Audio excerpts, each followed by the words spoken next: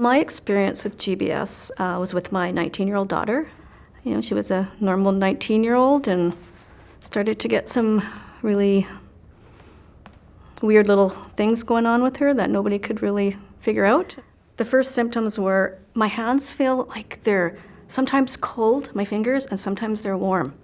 I'm thinking that was probably tingling, but that was her description of it, was hot and cold. One night she woke up in the middle of the night with an itchy tongue. And I'm like, an itchy tongue? Okay, well, it sounds like you're allergic to something, give her Benadryl. And then weakness in their legs going up and down the stairs, 2-footing every step. It's kind of like, oh. But they were very faint. So the time it took from when I noticed symptoms till the time that she was diagnosed was probably around 3 weeks. Yeah, 3 weeks of kind of going to the hospital, to the doctor, and the hospital sending us away saying that, she's got anxiety, or there was a lot of different things so she was getting kind of tired of going. I remember being at the doctor's one day and just getting her checked out, and as we were walking out the door, she fell. People were kind of like, oh, something's really wrong. And we ended up going home. We went to the Emerge, and the Emerge, it was out the door, and she says, I'm not going. So I took her home, and then we rushed her in that night. One great doctor, he just said, I think her diagnosis, I think she's got something called Guillain-Barré syndrome. Me and my husband were just kind of shocked, but it was a couple hours, and it was one doctor that kind of had seen it before. A lot of the other ones hadn't. Well, they started her off with an IVIG. That hospital was not really well equipped for it, so they transferred us to a bigger hospital. It didn't really slow anything down. She progressed. She got worse within 2 days. The paralysis on my daughter started like from her head to her feet. Her whole body was paralyzed. Her respiratory system, everything was pretty much shut down.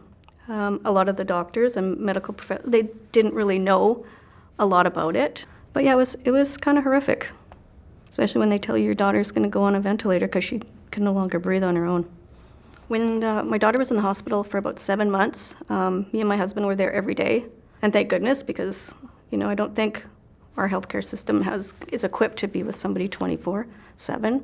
Yeah, I don't know how, when I look back now, how we got through something like that. You just do it, right? You just take care of it. When I left her there every day, I was always wondering, is somebody looking after her? I knew my husband would be there at some point, but there was a few hours between that she would be on her own. When she was in intensive care, she had her own nurse, but after they moved her to like a step down, I was always concerned that I wasn't there to watch. Is she okay? Are they turning her? Are her legs, because her feet used to be so sore, and are they addressing those? And she couldn't talk, right? So that's why we made sure that we were always there. I think the hardest part about being a caregiver is you don't really take time to look after yourself. I was exhausted most of the time. I slept well because I was so tired, and I never was a good sleeper. I didn't really have much of my own life. I pretty much devoted it to her, until she could be a little bit more on her own. When she went into rehab, she didn't want to go. She wanted to sign herself out, and I said, well, no, if you won't get physio every day. So we made a plan that she went to physio, I picked her up, I bring her home for the day, and I take her back at night so she sleeps there. The hospital was about a 45-minute drive from home, and we did that every day so that she would stay. Watching my daughter take her first steps was truly amazing. I remember her trying to stand and hold her arms up, to hold the legs up, and everything was shaking, and oh my God, it was amazing. And I remember they had music playing, it was Let It Be. I was like, oh my God, I was just like, holy, yeah. And then just to see the joy in her face that she's like, oh, I can do this. But seeing her work so hard, I remember one doctor saying to me, she's gonna be okay for about the first week, and then she is not going to be happy, realizing all the things she can't do anymore. So we have a multi-level home. So she lived on the first floor. We had a hospital bed, a commode. She realized she couldn't go up the stairs. She couldn't get to her room. She couldn't go in the shower. She would get mad, and we would fight, and she would have to try and run away from me and wheel herself into a corner somewhere, and she couldn't get away from me, and I couldn't get away from her. So she was pretty depressed. Hospitals don't provide, or maybe can't, emotional support and mental health support for after. She needed some type of help after, psychologist or whatever, to get her through what she had just been through. And there was really no support aftercare.